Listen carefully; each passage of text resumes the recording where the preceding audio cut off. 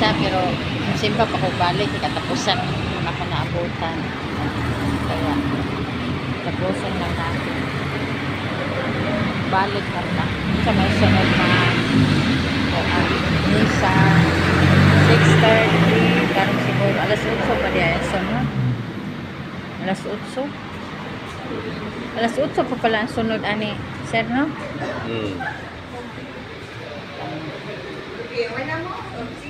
Alas 8. Wala, ang layo. 8, alas 9. Maot ko naman ko pangtunga-tunga na ba guys ako nakasim. No? Tunga-tunga na ako na simbahan.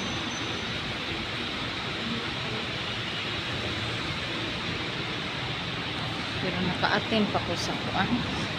Sa last month yung sa tawagan ng katapusan ba na pag-asa.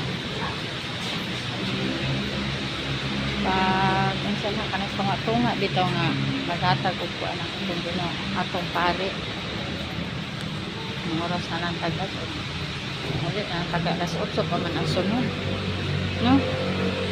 Kaya tunga-tunga at naka-attend tag tunga-tunga kana bitang may pagkuan sa kanang mong gina siya importante guys kana bitang sa kay na pagkuan sa pare ba.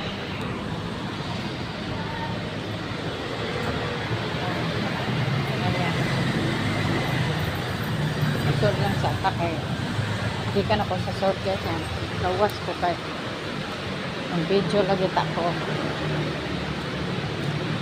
nga ba mantamang kako lingkod lang kakadali nga uso pa man alas 9 po mahuman pero ang importante talaga na misa guys nakakuan ko kanas tunga-tunga na ba pwede na siguro manangin na natin sa atong Ginoo na kaya lang tampuman kay ganina nakatunga-tunga naman ko nangin lang tadayin uli no? Pwede na siguro guys no? Okay tadayin tapos po mag-bless man ang pare so okay na siguro kaya yung ang importante kasi guys yung ano yung sana sa tunga-tunga bitaw ka na pagkuhan sa Bible part sa atong Ginoo hindi na siguro na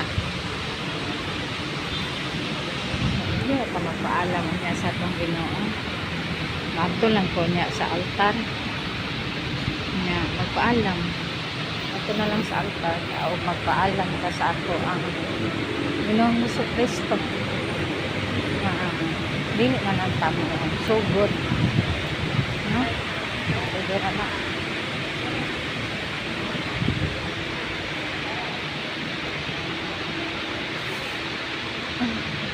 lupod yan tamo dugay yun na guys, bye-bye na guys kaya na-nudge na po magpaalam diya itong Ginoong Jesucristo wala man po kasugod pero natunga-tunga lang po